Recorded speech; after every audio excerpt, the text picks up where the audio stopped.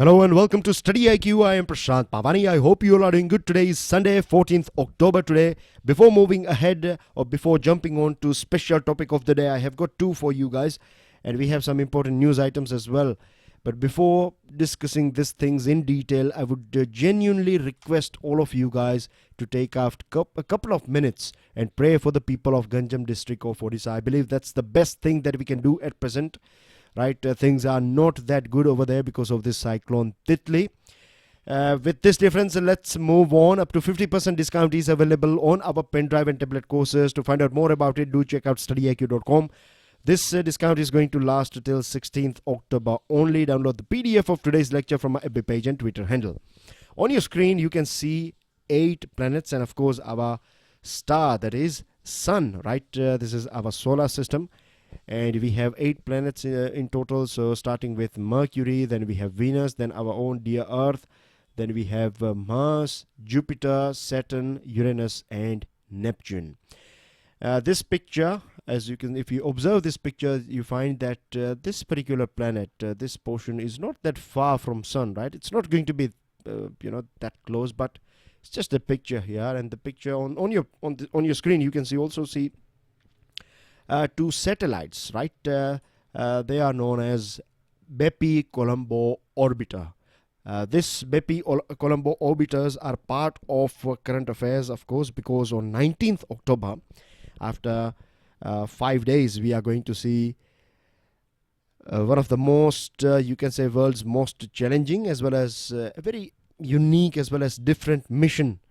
Right, is going to take place. European Space Agency, that is ESA, in collaboration with Japan Aerospace Exploration Agency, is going to launch this BepiColombo orbiters. This BepiColombo orbiters are going to study Mercury, right? And as we have seen, that Mercury is very near to, it's not that far from Sun. So you can understand the first thing that comes in our head is that it's going to be really, really hot and it's going to be very, very challenging, isn't it? So yes, it is a very unique as well as different mission. Earlier on, NASA has launched 2 missions to this planet Mercury. The first one was back in 1973. It was named Mariner 10, and the second one was in 2004 called Messenger 4. So remember the names, right? In case you find a question like from the below given items, identify missions or mission, right, that is not part of a mission that is not part of Mercury, right, or not associated with Mercury, things like that. So this BepiColombo orbiter, of course it is. Then you have this Messenger 10, and then you have this Mariner 10 and Messenger. So 3 are associated with Mercury, and the fourth one will it's the right answer, because that's the one that is not associated with Mercury. So you can expect this type of question as well when it comes to the name of this missions.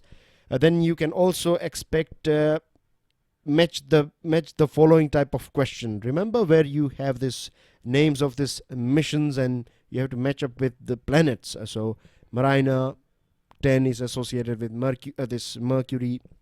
Then you have this BepiColombo, because it is part of current affairs. Then you can find more, high chances are that BepiColombo will be there when it comes to Mercury. So you need to remember few missions, right? Big important missions in this context as well. So ESA's BepiColombo is unique and different because this is the first mission that will use 2 orbiters to explore the innermost planet. When we say innermost planet, we are talking about this planet here. See, this 4 are called inner planets and this 4 are called outer planets, right, when it comes to our solar system. So of course Mercury is the innermost planet of our solar system. Now this BepiColombo will try to resolve Mercury mysteries unanswered by NASA mission, and it is going to study 4 things, right? The first one is magnetic field, the second one is magnetosphere, third one is interior structure, and the fourth one the surface of this planet Mercury. With this difference, this one is going to be launched from French Guiana, which is sharing its border with Brazil and Suriname. So I'm sure we have figured it out that it is South America that we are talking about, right? It is going to be launched from South America, and the vehicle that is going to take it up in the sky is Ariane 5. Now, the Explorer will use solar electric propulsion. That means the solar electric force will be used, as well as gravity assists from Earth, Venus, and eventual gravity capture at Mercury to reach the planet's orbit. Weight of this item is 4,100 kilo. It has got 4 components. The first one is Mercury Planetary Orbit, MPO. ESA has developed this thing, and it is a spacecraft tasked to study this planet's surface and internal composition. Then you have Japan's MMO, that is Mercury Magnetospheric Orbiter. So of course, from the name itself we can figure it out that it is going to study this magnetosphere. Then you have Mercury Transfer Module, so it's like a solar electric propulsion system.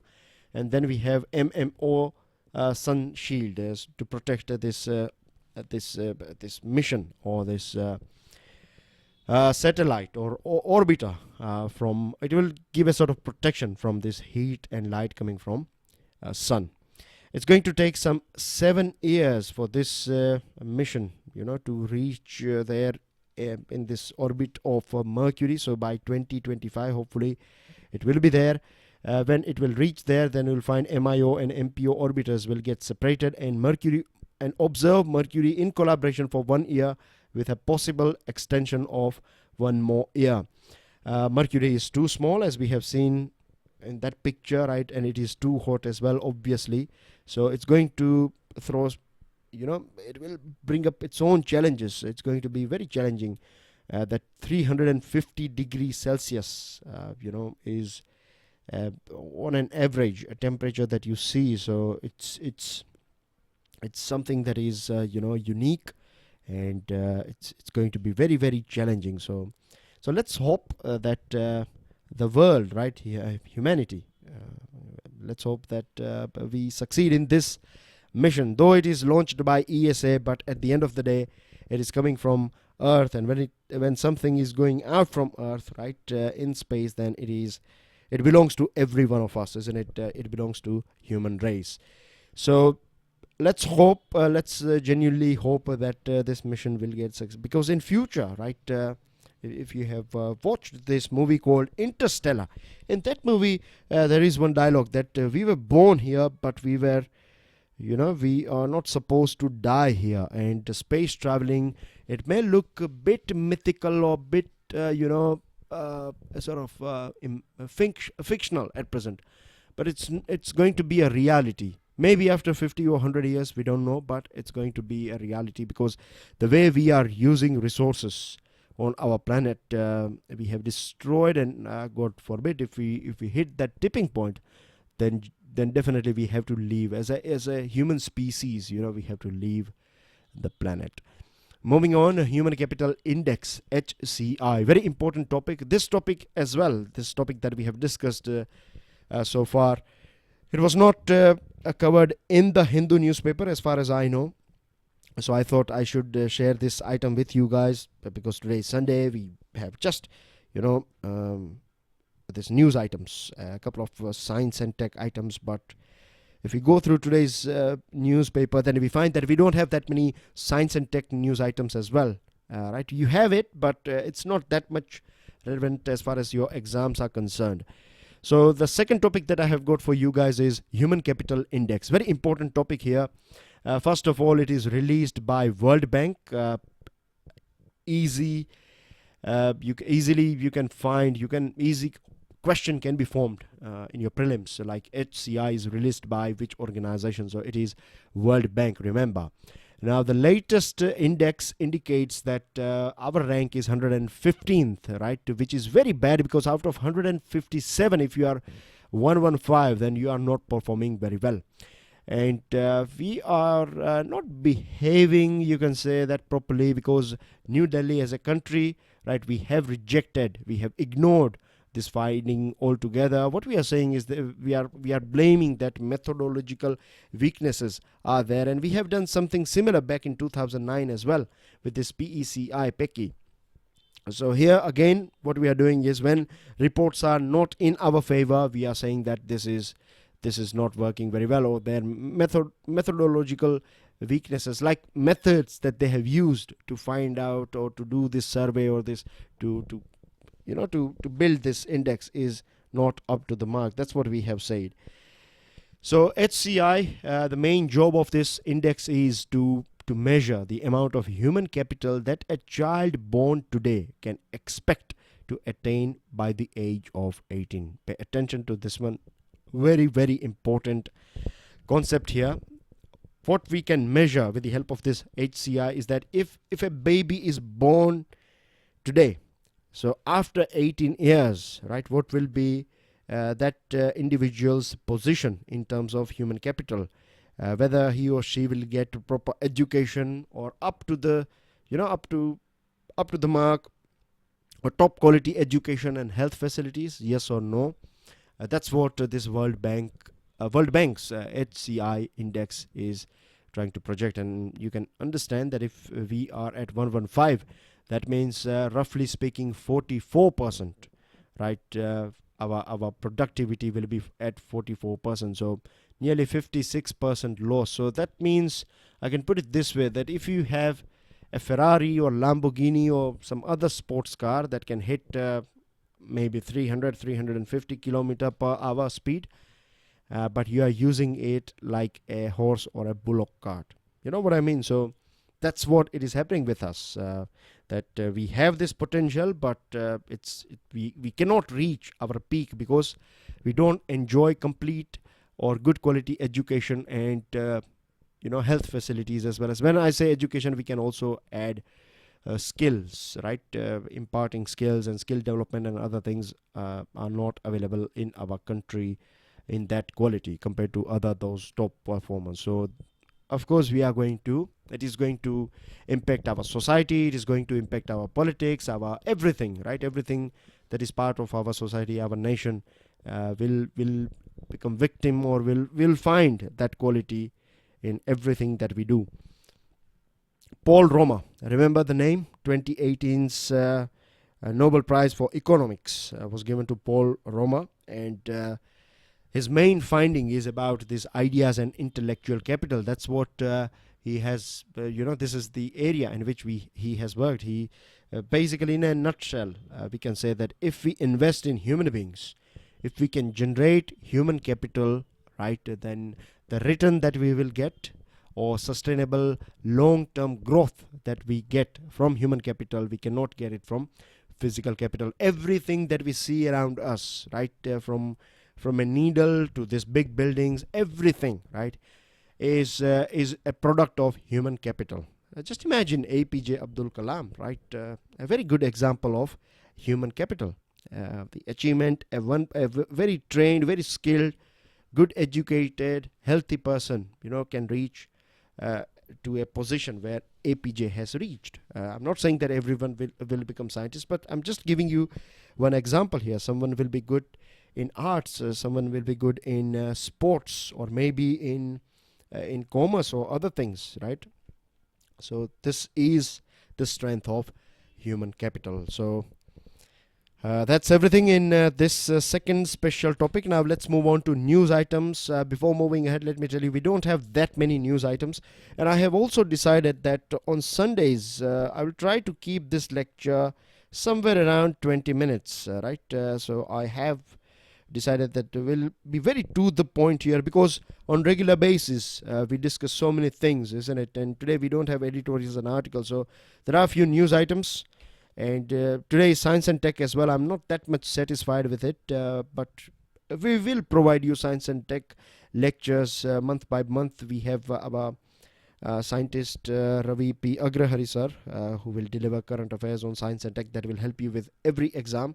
So that's a lecture that you should not miss. And I do try to add special lectures as well on special topics in this Hindu Analysis Sunday lecture, because all those items that are not covered by the Hindu newspaper this week will be covered in this Sunday edition.